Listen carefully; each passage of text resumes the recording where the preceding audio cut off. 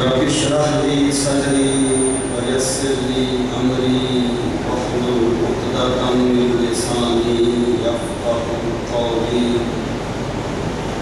اللهم أرنا الحق حقا وارزقنا اتباعه وأرنا الباطل باطلا وارزقنا اجتنابه اللهم أرنا الأشجار كواهية.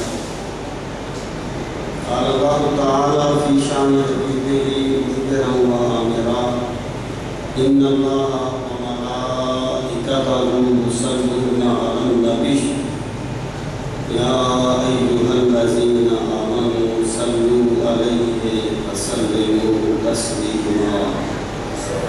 اللهم صل وسلم على سيدنا ومولانا محمد وعلى آله وأصحاب سيدنا ومولانا محمد بعدد كل معلوم لك. الصلاة والسلام عليك يا رسول الله وعلى آلك وأصحابك يا حبيب الله. الصلاة والسلام عليك يا شفيع المذنبين وعلى آلك وأصحابك يا رحمة للعالمين.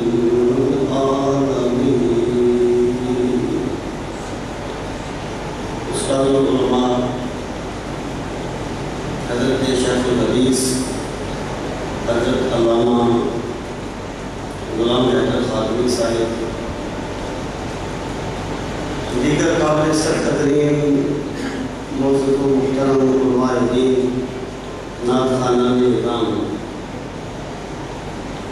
اور قابل سرقدرین موجود محترم فرزندان اسلام، سب سے پہلے میں حضرت اللہ شیخ الحدیث صاحب کو اور آپ کے تمام رفقائے کار کو اس عظیم الشان رد قادیانیت کورس کے انعقاد پر ہدیہ تبریک پیش کرتا ہوں، اور میں دعا ہوں کہ اللہ رب العزت ان احباب کی جملہ مسائل کو شرف قبولیت عطا فرمائے، اور اللہ تعالیٰ خدمت دین کی ان کی سب کاوشوں کو شرف قبولیت عطا فرمائے۔ سامعین محترم، جو گفتگو میں آپ کی خدمت میں پیش کرنا چاہتا ہوں اس کا عنوان یہ ہوگا کہ عقیدہ ختم نبوت قرآن و سنت کی روشنی میں اور اجرائے نبوت پر دیے گئے دلائل کا ایک تجزیہ۔ میں ایک بات شروع میں عرض کر دوں کہ یہ جو لیکچر ٹائپ گفتگو ہوتی ہے یہ تقریر نہیں ہونی چاہیے۔ میں کوشش کروں گا کہ تقریر نہ ہو، اس میں پرسکون ماحول ہوتا ہے، یہ نعت کلچر بھی اس میں ہوتا ہے، اس میں افہام و تفہیم جو ہے وہ ملک سے طاقت ہونی چاہیے۔ میں کوشش کروں گا کہ تقریر نہ بنے، اور اللہ کرے کہ تقریر نہ بنے۔ سامعین محترم، میں آپ کا شکر گزار ہوں اور دیگر دوستوں کا جنہوں نے مجھے اس عظیم الشان پروگرام میں حاضری کا حکم فرمایا۔ میں اس قابل نہیں ہوں کہ بڑے عظیم پروگرام ہوتے ہیں جہاں بڑے بڑے علماء تشریف لاتے ہیں۔ بہرحال اللہ رب العزت مجھے یہ توفیق نصیب فرمائے کہ میں آپ کی امیدوں پر پورا اتر سکوں، اور جو آپ نے مجھے ذمہ داری سونپی ہے میں اس کو ادا کرنے میں میں چند چیزیں عرض کرنا چاہوں گا۔ پہلی بات یہ ہے کہ کیا اسلام میں نبی کریم صلی اللہ تعالیٰ علیہ وآلہ وسلم کی تشریف آوری کے بعد کسی نبی یا رسول کی آمد کا کوئی کنسیپٹ ہے؟ ایک بات. دوسری چیز میں یہ عرض کرنا چاہوں گا کہ اگر بالفرض اسلام میں کوئی ایسا کنسیپٹ ہوتا تو کیا مرزا غلام احمد قادیانی اس قابل تھا کہ اسے نبی تو خدا ایک اچھا انسان بھی کہا جا سکتا؟ اور تیسری چیز میں یہ عرض کرنا چاہوں گا کہ وہ بصرف بنیادیں کیا ہیں جن بنیادوں پر قادیانیت کی بنیاد رکھی گئی. صرف قادیانیت ہی نہیں، آپ بہائیت کو دیکھ لیں، آپ کسی بھی اور فکر کو دیکھ لیں، بصرف وہ بنیادیں کیا ہیں اور ہمیں ان بنیادوں پر کس طریقے سے بات کو آگے بڑھانا چاہیے. یہ تین چیزیں میں کوشش کروں گا آپ کی خدمت میں عرض کروں، اور میں پھر عرض کروں گا کہ یہ تقریر نہیں ہوگی اور خدا کرے کہ میں اپنی بات کا دھیان رہ سکوں. سامعین محترم، سورہ الاحزاب کی آیہ کریمہ جو میں نے بھی آپ کے سامنے تلاوت کی، اس سے پہلے بھی میرے دوست نے اس پر کلام فرمایا، اس آیہ کریمہ اور دیگر دلائل کی روشنی میں شروع سے لے کر آج تک اہل اسلام اس چیز پر متفق ہیں کہ نبی کریم صلی اللہ تعالیٰ علیہ وآلہ وسلم کی ذات گرامی پر اللہ تعالیٰ نے نبوت و رسالت کا سلسلہ ختم کر دیا ہے، اور اب یہ جو نبوت کی تقسیم کی گئی ہے نا، ذیلی نبی ہے، بروزی نبی ہے، یہ کوئی اسلام میں کنسیپٹ نہیں ہے، یہ خود ساختہ ایک تقسیم ہے. ہر اللہ خالقی تسلیم کسی بھی قسم کا کوئی نبی اور کوئی رسول جو ہے وہ نبی کریم علیہ السلام کی تشریف آوری کے بعد نہیں آ سکتا. قرآن و سنت میں جانے سے قبل میں لاجیکل بات کا جواب دے کے آگے آ رہا. قادیانی حضرات یہ کہتے ہیں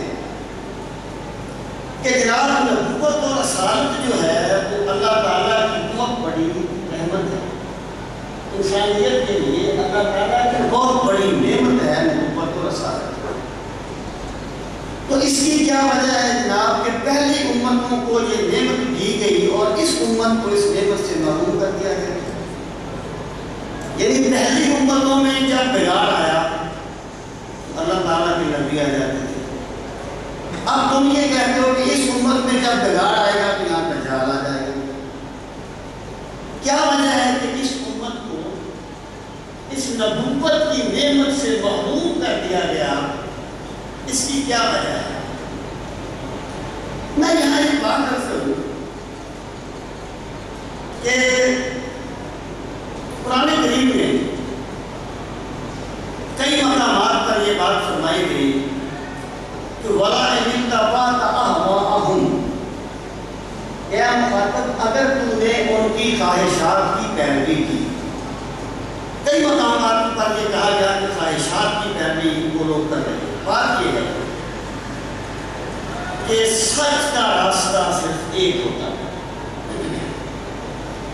حق جو ہے وہ صرف ایک ہوتا ہے، حق کئی نہیں ہوتے.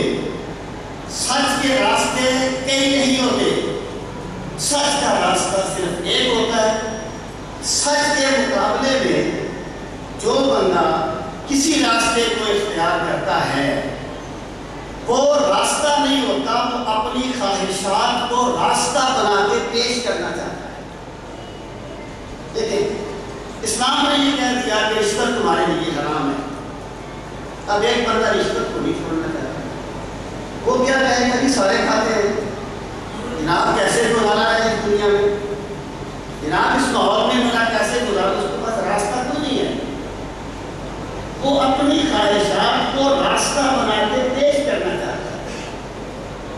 جس بندے کو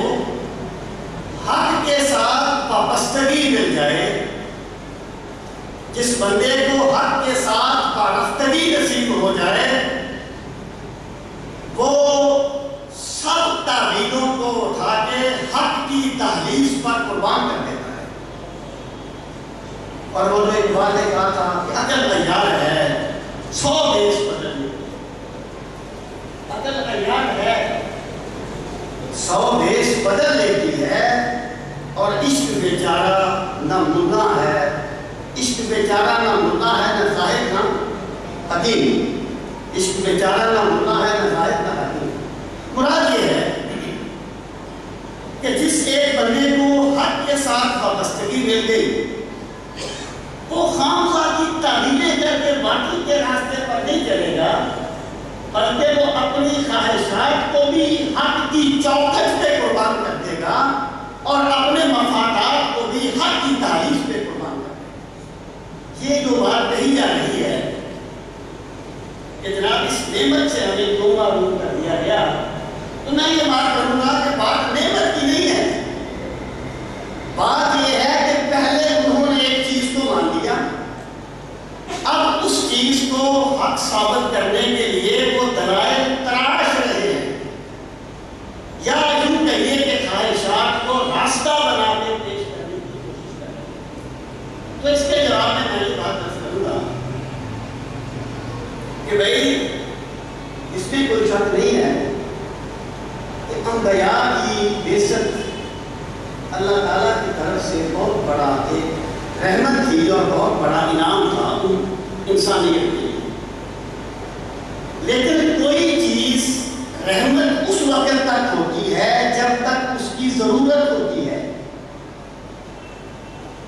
کسی چیز کا رحمت ہونا اس وقت تک ہوتا ہے جب تک اس کی ضرورت ہوتی ہے، اگر اس کی ضرورت نہ رہے تو وہ چیز رحمت نہیں رہتی بلکہ وبال بن جاتی ہے۔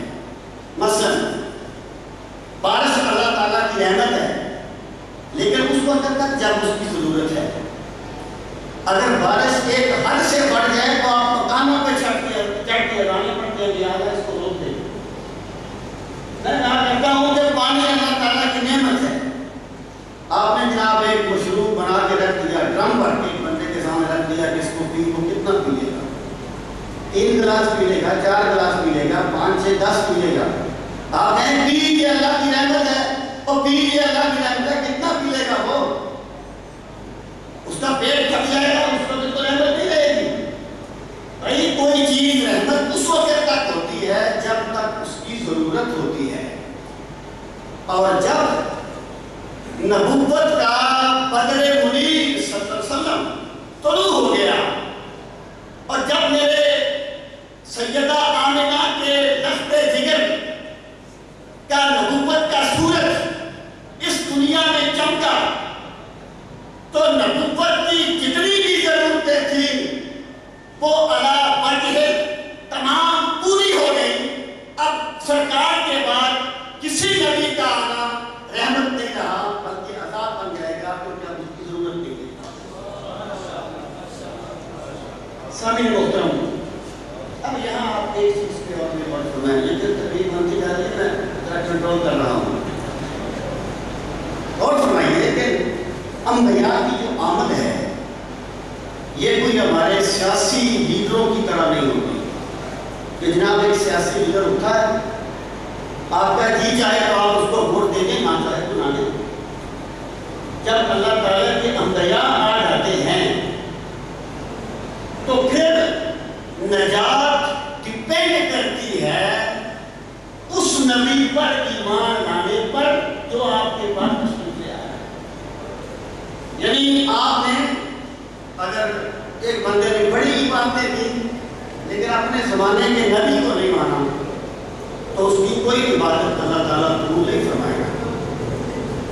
یعنی وہ جو اللہ نے فرمایا تھا وہ خدا کا یہی اگر نہیں اور کوئی مفر بکر، جو وہاں بھی ہو یہی آپ ہو، جو جہاں نہیں تو وہاں نہیں، اور ٹھوکریں کھاتے پھروگے گھر بھی ان کے پڑ رہو، افلا رضا افضل گیا آخر گیا۔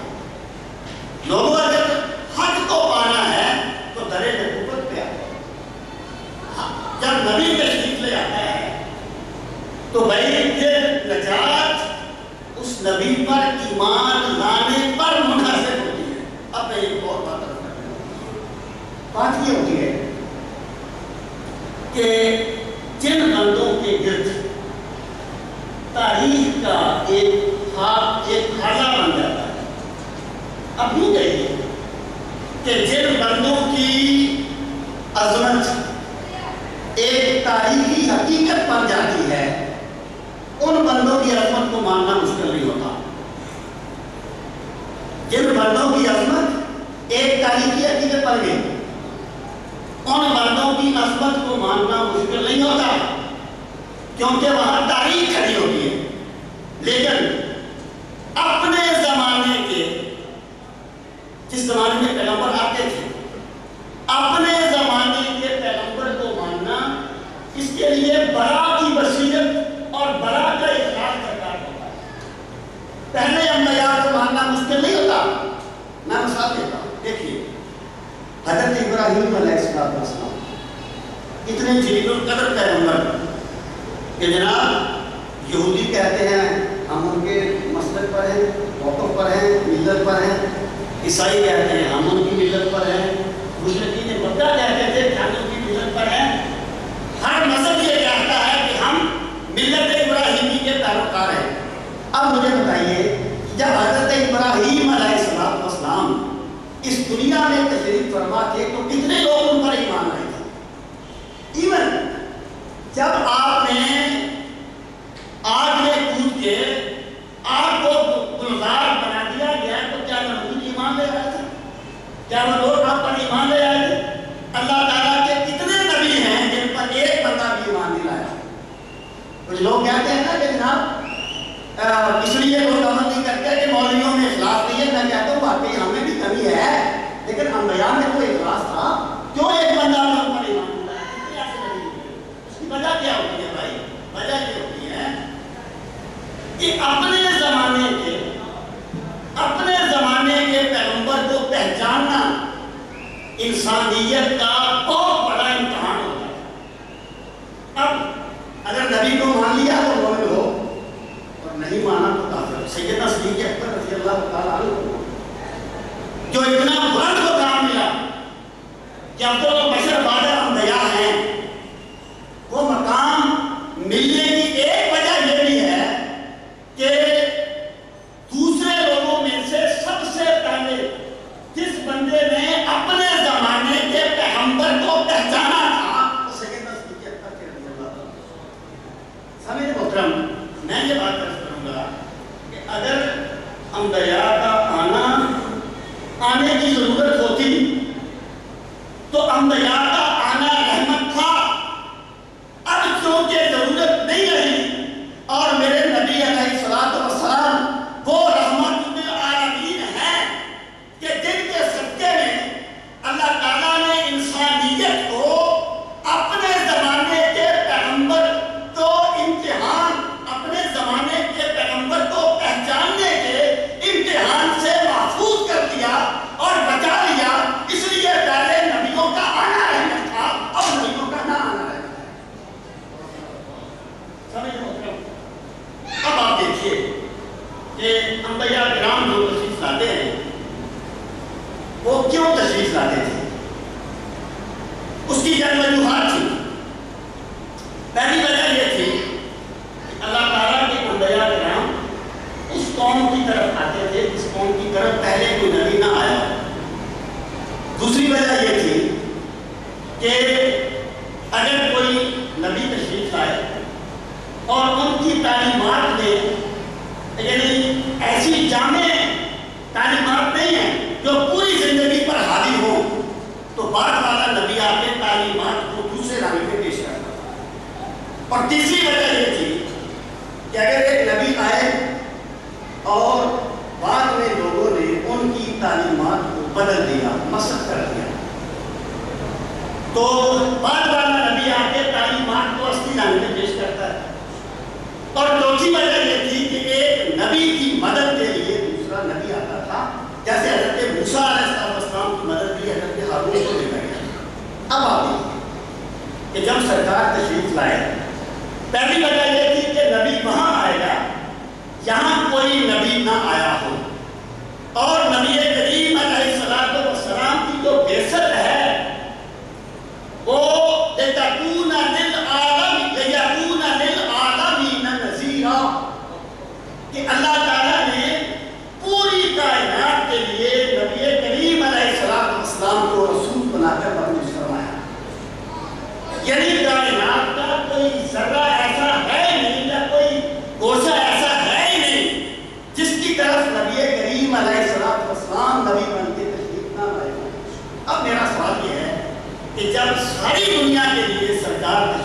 آئے تو جو بعد میں نبی آئے گا وہ کس کی طرف آئے گا؟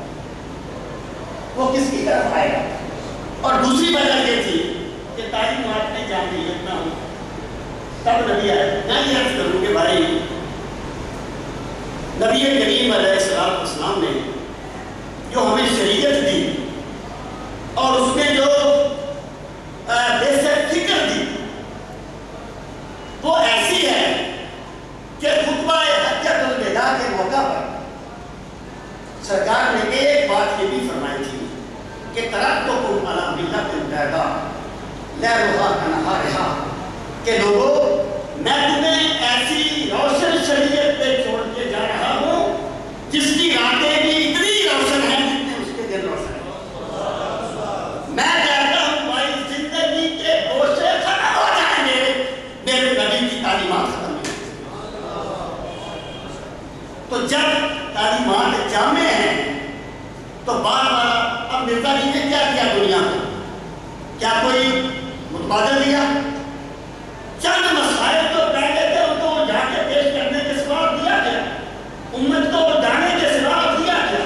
میں یہ عرض کروں گا کہ جب شریعت جامع ہے اگر بات والا یہ کہتا ہے کہ میں نبی ہوں تو اس کا مطلب یہ ہے کہ وہ کہتا ہے کہ استغفر اللہ شاید سرکار جو شریعت لے کے آئے تھے وہ جامع نہیں تھی. سامعین محترم، اور تیسری وجہ یہ تھی کہ تعلیمات کو بدل دیا گیا. لیکن قرآن و سنت کو محفوظ کرنے کا وعدہ خود اللہ نے فرمایا. یعنی قرآن کریم کو تو نص صریح کے ذریعے سے اور سنت جو ہے اس کے ایسے اسباب فرمائے کہ وہ بھی محفوظ کر دیے گئے. تو مجھے بات یاد آ رہی ہے جب ایک بلند کو پکڑا نا ہارون الرشید نے، ہارون نے کہا کہ اس کو پھانسی دے دو، اس نے ہاتھ بنا. اس نے کہا امیر المومنین تو مجھے تو پھانسی دے دو کہ مجھے تو مار دیں گے. ان 1000 روایات کا کیا کرو گے جو حدیث نہیں ہے اور میں نے انہیں حدیث بنا کے لوگوں پہ پیش کر دیا ہے، پھیلا دیا ہے.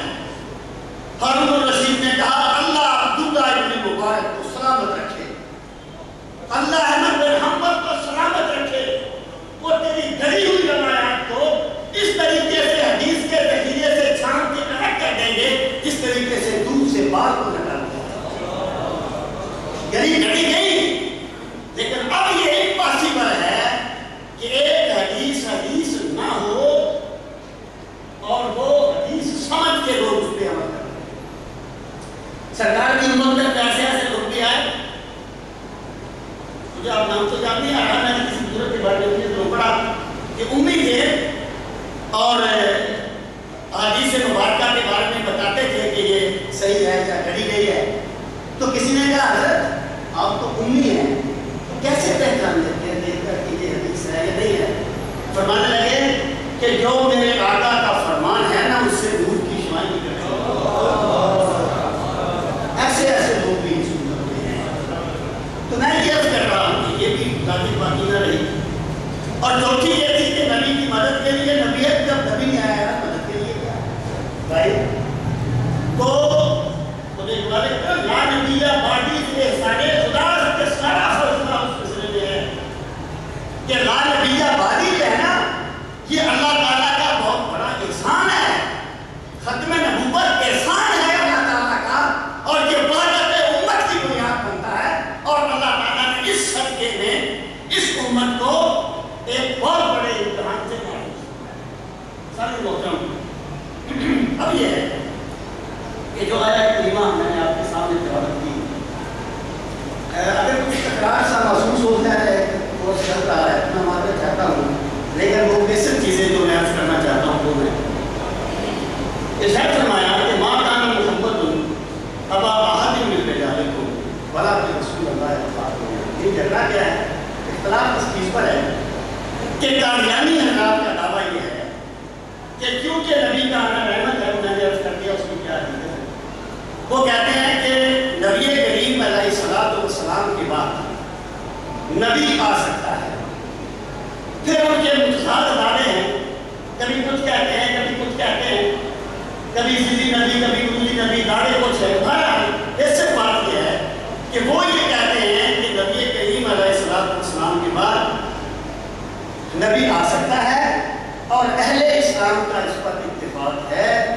کہ نبی کریم علیہ السلام کے بعد کوئی نبی کا رسول نہیں ہو سکتا. یہ بیسک چیز ہے. اب میں یہ بات کرتا ہوں کہ بھائی جو عقیدہ ہوتا ہے نا، عقیدہ نص سے بنتا ہے، عقیدہ تعبیر سے نہیں ہوتا. یہ بات میں آخر میں بھی کہوں گا، شروع میں بھی کہہ دینا چاہتا ہوں کہ قادیانی مذہب سارے کا سارا دلیل پر قائم نہیں ہے بلکہ تعبیر پر قائم ہے اور تعبیر فاسد ہے. اور یہاں تک میں نے ان مذاہب کو دیکھا، مجھے یہ لگتا ہے کہ مرزا غلام احمد قادیانی نے تعبیر کے جو چکر ہیں وہ شاید بہاءاللہ سے سیکھے. بہاءاللہ نے جو تعبیر کا کلچر پایا جاتا ہے اسی چیزوں کو اس نے اخذ کیا ہے، اس نے ان کی آنکھ میں. تو یہ جو آیت کریمہ ہے اس میں آپ غور فرمائیں، جھگڑا یہ ہے، وہ یہ کہتے ہیں کہ بھئی جو خاتم النبیین کو کہتے ہیں کہ ہم حضور علیہ السلام کو خاتم النبیین مانتے ہیں لیکن آخر النبیین نہیں. غور فرمانا، اب خاتم النبیین کا تو انکار نہیں کر سکتے. جو بندہ اپنے آپ کو مسلمان کہتا ہے وہ کیسے کہے گا کہ میں قرآن کی اس لفظ کو نہیں مانتا. میں ایک مرتبہ بہائی سینٹر پہ گیا اسلام آباد میں نے ان سے کہا کہ بھائی بات یہ ہے کہ میری معلومات، پہلی بات یہ ہے کہ میں قابل دیوان کا اسٹوڈنٹ ہوں اور آپ کے بارے میں میری معلومات بہت کم ہے. مجھے آپ یہ بتائیں بات شروع کرنے سے پہلے کہ کیا آپ بھی قادیانیوں کی طرح کا کوئی فرقہ ہے؟ جیسے قادیانی اپنے آپ کو مسلمان کہتے ہیں، اہل اسلام کہتے ہیں کہ وہ کافر. کیا تم بھی اپنے آپ کو مسلمان کہتے ہیں؟ اس مستقبل میں آپ سے بات کروں یا آپ کا کوئی اور مذہب ہے اسلام کے مقابلے میں کرنا ہے، راجیکلی آپ سے بات کروں. تو انہوں نے یہ کہا کہ جی ہم مسلمان نہیں ہیں، ہمارا اسلام کے متوازی ایک مذہب ہے، آگے ان کے دلائل وغیرہ. تو میں یہ کہنا چاہتا ہوں کہ جو بندہ یہ کہے کہ میں مسلمان نہیں ہوں، ظاہر ہے وہ تو نہیں مانے گا قرآن. اس کو آپ قرآن کی آیتیں پڑھیں گے فضول ہوگی نا، وہ تو مانتا ہی نہیں قرآن. اب جو بندہ یہ کہتا ہے کہ میں مسلمان ہوں، اب ظاہر ہے وہ تو پھر اس کا انکار نہیں کر سکتا، تبھی تو کر سکتا ہے، انکار تو نہیں کر سکتا. وہ کہتے ہیں کہ ہم خاتم النبیین مانتے ہیں لیکن ہم آخر النبیین نہیں مانتے. کیونکہ وہ کہتے ہیں کہ خاتم النبیین جو ہے، خاتم کا معنی افضل بھی ہوتا ہے. جیسے ایک آپ کہتے ہیں غالب بھی ہے جو خاتم الشعراء ہے. شیخ عبداللہ محدث دہلوی جو ہے وہ خاتم المحدثین ہے. یہ میرے پاس ایک کتاب ہے القول المبین فی تفسیر خاتم النبیین ابو العطاء الجلندری. اس میں اس نے کوئی 50-60 حوالے دیے ہیں کہ خاتم کا جو لفظ ہے افضل کے معنی میں استعمال. کوئی بات یہ ہے، سوال یہ نہیں ہے کہ اچھا میں یہ بات کیا کروں، اگر یہ بندہ یہ کہے کہ جی جب وہ خاتم النبیین مانتے ہیں تو پھر وہ کافر کس طریقے سے ہوتا ہے؟ مجھے قرآن کی نص میں یہ بات عرض کروں گا کہ بھائی قرآن کریم جو ہے نا وہ صرف الفاظ کا نام نہیں ہے بلکہ وہ لفظ و معنی جمع ہے. کہ قرآن کریم جو ہے وہ الفاظ اور معنی دونوں کے مجموعے کا نام ہے.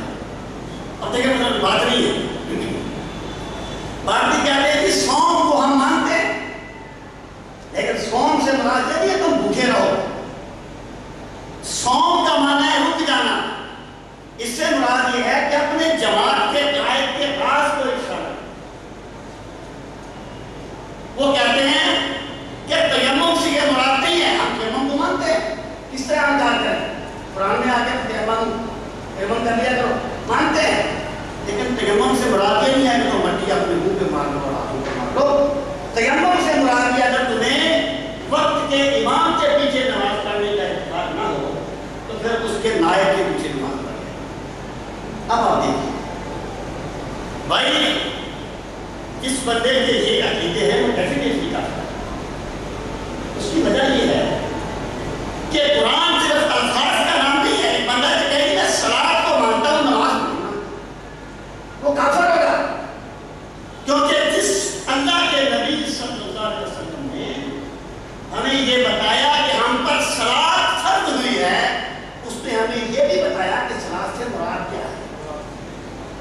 اس نے یہ بتایا کہ صوم فرض ہے، اس نے یہ بتایا کہ صوم سے مراد کیا ہے. دیکھیں جو اگر کوئی بندہ یہ کہتا ہے کہ جناب میں تو قرآن کو مانتا ہوں، میں تو حدیث کو نہیں مانتا، میں حدیث کو حجت نہیں مانتا، تو میں اس سے یہ بات پوچھوں گا کہ بھائی تجھے یہ کیسے معلوم ہوا کہ قرآن اللہ کا کلام ہے؟ کیا تجھے بھی آسمان سے آواز آتی ہے کہ یہ اللہ کا کلام ہے؟ کیا تجھے قرآن بول کے کہتا ہے کہ میں اللہ کا کلام ہوں؟ آخر تو قرآن کو بھی تو اس لیے قرآن مانتا ہے کہ تجھے سرکار نے فرمایا کہ یہ اللہ کا کلام ہے. تو جب قرآن کو اللہ کا کلام ماننے کے لیے تو حدیث کا محتاج ہے، تو پھر قرآن کی مراد کے لیے تو حدیث کا محتاج نہیں ہوگا. میں یہ عرض کروں گا کہ بھائی نبی کریم صلی اللہ علیہ وسلم نے یہاں ہمیں یہ فرمایا کہ صراط سے یہ مراد ہے، وہاں جب خاتم النبیین کا لفظ آیا تو ہمیں یہ بھی فرمایا ہے کہ خاتم النبیین سے مراد کیا ہے. تو جس طریقے سے قرآن کو قرآن کے لفظوں کو ماننا فرض ہے، اسی طریقے سے ان اصطلاحات کے اس مفہوم کو بھی ماننا فرض ہے جو مبین قرآن صلی اللہ علیہ وسلم نے بیان فرمائی ہے. سامنے محترم، اور دوسری چیز میں یہ عرض کروں، اور یہی جو ٹریجڈی ہے اور یہی ٹریجڈی جو ہے یہ پرہیز صاحب کی ہے کہ ایک ہوتا ہے کسی لفظ کا مجازی معنی میں استعمال ہو جانا. اب اس پہ دلال دیتے رہیں کہ جی شیر کا جو لفظ ہے یہ بہادر انسان کے لیے استعمال ہو. اب آپ اس پہ دلال دینا شروع کر دیں کہ دیکھو جی فلاں نے کیا، فلاں نے کیا، فلاں نے کیا، فلاں نے کیا. سوال یہ نہیں ہے کہ شیر کا لفظ جو ہے یہ مجازی معنی میں بہادر انسان کے لیے استعمال ہوتا ہے کہ نہیں. سوال یہ ہے کہ کیا ہر موقع پہ اس سے یہی چیز مراد ہوگی؟ کیا آپ ہر موقع پہ اس کا مجازی معنی ہی لیں گے؟ بھائی اصل تو حقیقی معنی ہوتا ہے نا، مجازی معنی تو جہاں کوئی قرینہ پایا جائے وہاں ہوتا ہے. اگر کوئی بندہ یہ کہے کہ جناب اس نے جنگل میں درندہ نہیں دیکھا بلکہ انسان کو دیکھا، کیونکہ شیر کا لفظ انسان کے لیے استعمال ہوتا ہے، تو کیا اس کو پاگل نہیں کہیں گے؟ میں یہ بات عرض کروں گا، اس میں کوئی شک نہیں ہے کہ خاتم کا جو لفظ ہے اصل کے معنی میں بھی استعمال ہوتا ہے، لیکن بھائی وہ اس کا مجازی معنی ہے. اس کا جو حقیقی معنی ہے وہ آخری ہوتا ہے. اور ہمیں نبی کریم علیہ السلام نے جو تعلیمات دی ہیں تو یہاں ہمیں اس کا معنی اسی طریقے سے بتایا گیا جس طریقے سے ہمیں بتایا گیا کہ خاتم النبیین کا جو لفظ ہے یہ اللہ تعالیٰ نے نازل فرمایا ہے. سامعین محترم، اب ذرا آپ اس آیت کا پس منظر دیکھیں. میں یہ بات عرض کروں گا کہ میرا جو تھیسس تھا PhD کا وہ تھا مناسبات قرآن کی. مناسبات قرآن سے مراد یہ ہے کہ قرآن کریم کو سمجھنے کے لیے اس کے ربط کو دیکھیں، اگلی پچھلی آیات کو دیکھیں. اگر ہم ربط آیات کی روشنی میں یا ربط کلمات کی روشنی میں قرآن کریم کا مطالعہ کریں تو یقین فرمائیں